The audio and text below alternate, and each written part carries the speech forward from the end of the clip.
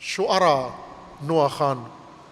یہ جملہ ہے حسین ابن علی کا، اس کا نوحہ بناؤ، یہ حسین ابن علی کا نوحہ ہے۔ حسین ابن علی یہ فرما رہے ہیں وَإِنِّي زَاحِفٌ بِهَذِهِ الْأُسْرَةِ مَا قِلَّةِ الْعَدَدِ وَخِذْلَانِ النَّاصِرِ، میں ہوں تمہارے مقابلے میں اسی اپنے چھوٹے سے خاندان کے ساتھ اور قلت انصار کے ساتھ اور بے یار و مددگار تنہا ہوں تمہارے مقابلے میں، آپ مجھے جھکا ہوا نہیں پاؤ گے، آپ مجھے تسلیم نہیں پاؤ گے۔ ثم اوصل کلامہ بابیات فروہ ابن مسیک المرادی، پھر امام علیہ السلام نے ایک اور عرب شاعر، یمنی مزہجی شاعر ہے فروہ ابن مسیک مرادی، اس کا معروف شعر ہے جو اس نے پہلے کسی جنگ کے زمانے میں لکھا تھا۔ یہ صحابی رسول اللہ ہے، آخری رسول اللہ کے حیات مبارکہ میں اسلام قبول کیا تھا اس نے،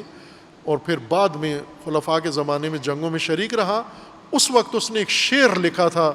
امام حسین علیہ السلام نے اس موقع پر عمر سعد کے لشکر کے جواب میں یہ شعر پیش کیا،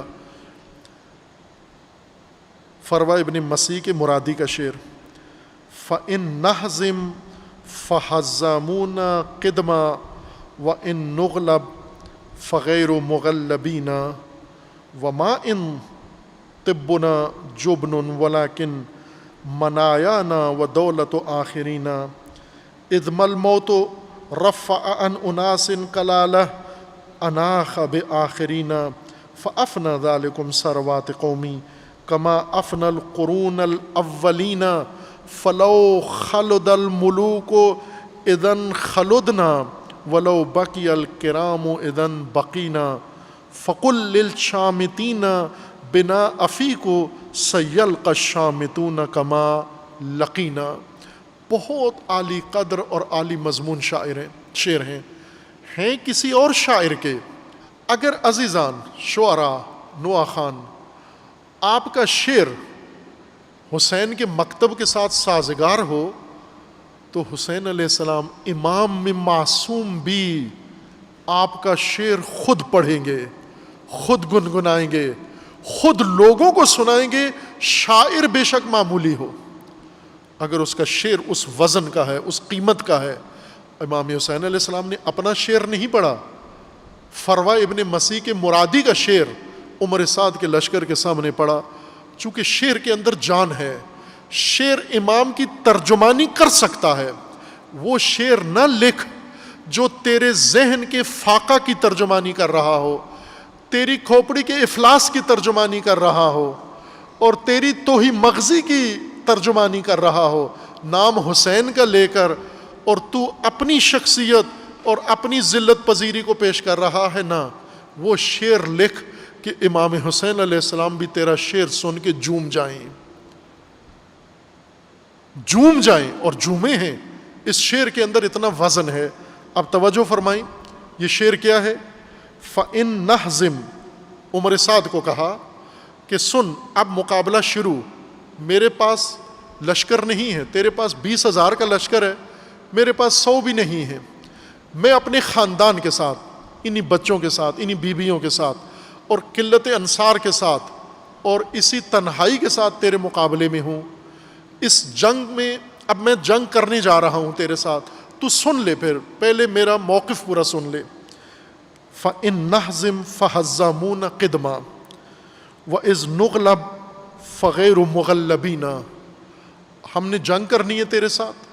اگر میں اس قلت عدد کے ساتھ تجھ پر غلبہ پا لیا تو یہ کوئی نئی بات نہیں ہوگی، چونکہ جنگوں میں غلبہ پا لینا یہ ہماری دیرینہ روش ہے، یہ ہم کر لیتے ہیں، جنگوں میں غلبہ پا لیتے ہیں۔ وَإِن نُغْلَبْ، اور اگر تو نے غلبہ پا لیا اور ہم مارے گئے یہاں پر، فَغَيْرُ مُغَلَّبِينَ، تو اس صورت میں بھی جان لے کہ اس صورت میں بھی ہماری شکست نہیں ہے۔ اگر تو ہمیں مار دینے میں بھی کامیاب ہو جائے تو جان لے کہ پھر بھی ہماری شکست اس میں بھی نہیں ہے۔ وَمَا إِن طِبُّنَا جُبْنٌ وَلَكِن مَنَايَانَا ودولت آخرین، اور تو سن لے کہ اگر ہم یہاں پر اگر ہم قتل ہو گئے، اگر ہمارے اس میدان کے اندر ہمارے سارے مرد مارے گئے، ہم اگر قتل ہو گئے، تو یہ قتل ہو جانا، یہ موت ہمارے لیے بزدلی نہیں ہوگی۔ اللہ اکبر،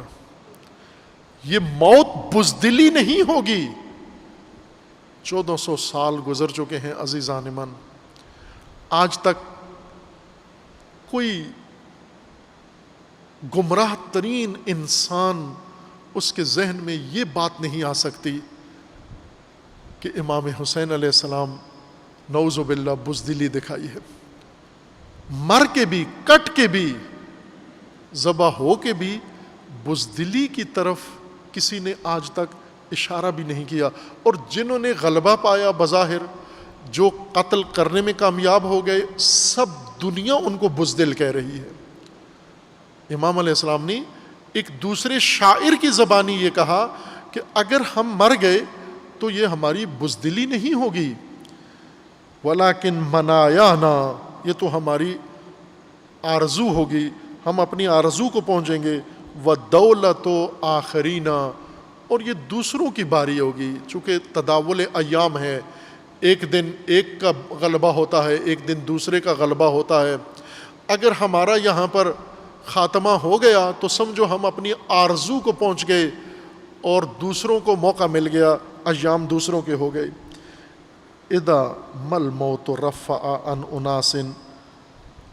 کلاکلہ اناخ بآخرینہا، اور یہ ذہن میں رکھ لو کہ موت جب کسی کے اوپر اپنا سایہ ڈال لیتی ہے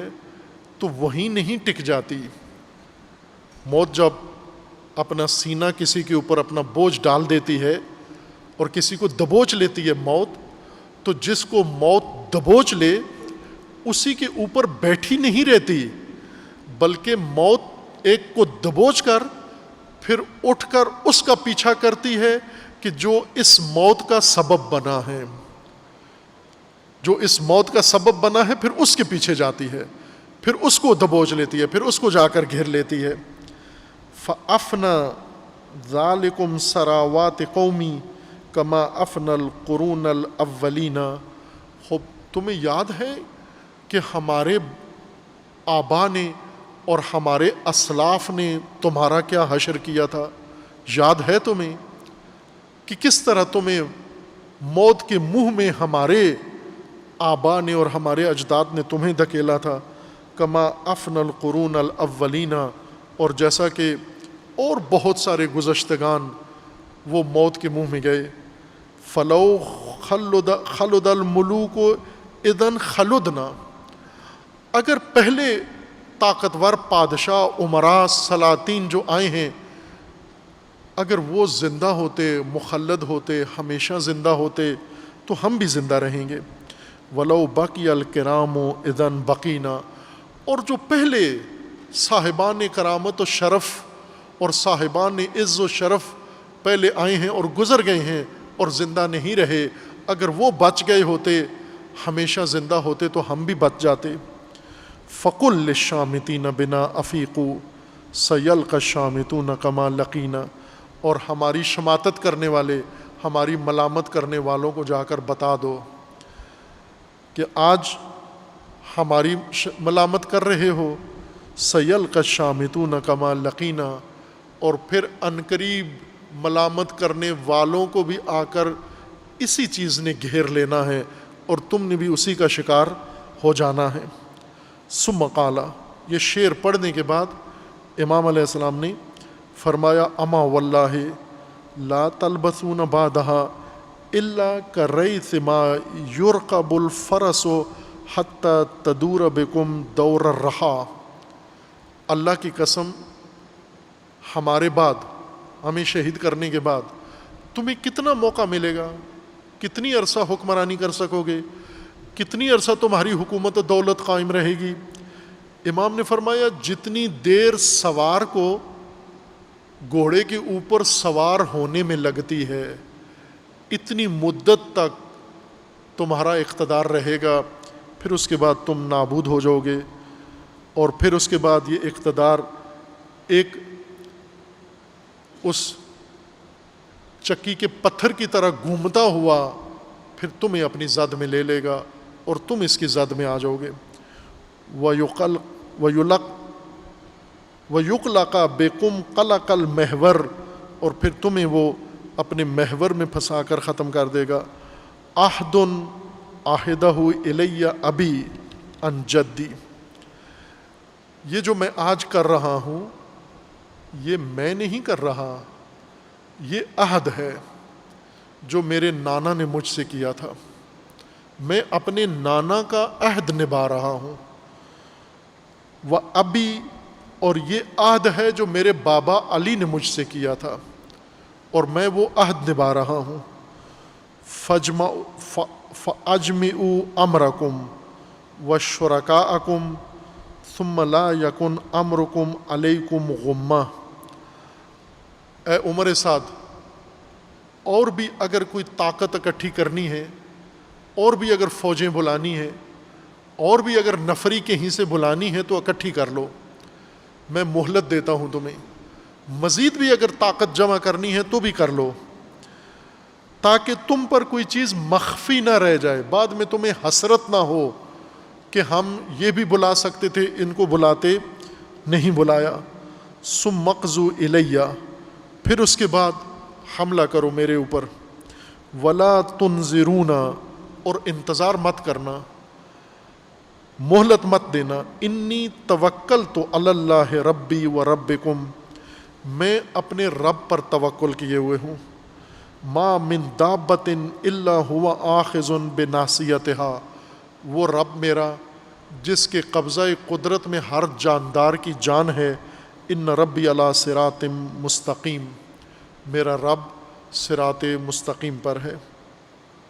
اللہم احبس، پھر امام علیہ السلام نے اس خطبے کے آخر میں جا کر ہاتھ اٹھائے آسمان کی طرف اور دعا کی، اللہم احبس عنہم قطر السماء، اے پروردگار آسمان کی بارش ان سے دور کر دے۔ وابعث علیہم سنین کسنی یوسف، اور اے پروردگار جس طرح حضرت یوسف کے زمانے میں مصر میں قحط پڑ گیا تھا، ان کے اوپر بھی وہی قحط نازل کر دے۔ وسلط علیہم غلام ثقیف ویسومہم کأسا مصبرہ، اور اے پروردگار ان کے اوپر بنو ثقیف کا وہ جوان مسلط کر دے جو ان کے اوپر رحم نہ کھائے، اور جنہیں ایک ایک کر کے اور انہیں تلخ موت کا مزہ چکھائے۔ اس جملے کی تفسیر میں دو تفسیریں کی گئی ہیں، ایک مختار ثقفی کے بارے میں کہا گیا ہے کہ وہ امام کی مراد تھی اور جیسا کہ ہوا انہوں نے انتقام لیا، اور دوسرا حجاج ابن یوسف ثقفی کہ وہ آئے اور کوفیوں پر اس نے آ کر در حقیقت قاتلوں سے مختار نے انتقام لیا، لیکن کوفیوں کو تمام کوفی مختار نے چن کے چیدہ قاتلین جن کے بارے میں ثابت ہو گیا کہ انہوں نے کوئی ظلم کیا ہے انہیں سزا دی، لیکن بنو امیہ کا ہی سفاک جلاد آیا اور اس نے تمام کوفیوں کو ذلیل کیا، تحقیر کیا اور انہیں ایک ایک کر کے تہہ تیغ کیا، اس طرح سے کہ انہیں سرزمین چھوڑنا پڑی۔ دونوں کے اوپر تفسیر کی گئی ہے، لیکن زیادہ امکان یا زیادہ علماء نے مختار ثقفی کا کہا ہے کہ امام نے دعا کی کہ خدایا ان کے اوپر اس ثقفی جوان کو مسلط فرما کہ جو آ کر انہیں تلخ موت کا مزہ چکھائے۔ فَإِنَّهُمْ كَذَّبُونَ وَخَذَلُونَ، انہوں نے میری تکذیب کی ہے، مجھے جھٹلا دیا ہے اور انہوں نے مجھے تنہا چھوڑا ہے۔ وَأَنْتَ رَبُّنَا عَلَيْكَ تَوَكَّلْنَا وَإِلَيْكَ أَنَبْنَا وَإِلَيْكَ الْمَصِيرُ، اے پروردگار میری توکل تیرے اوپر ہے، اے پروردگار میرا رجوع تیری طرف ہے اور میری بازگشت تیری جانب ہے۔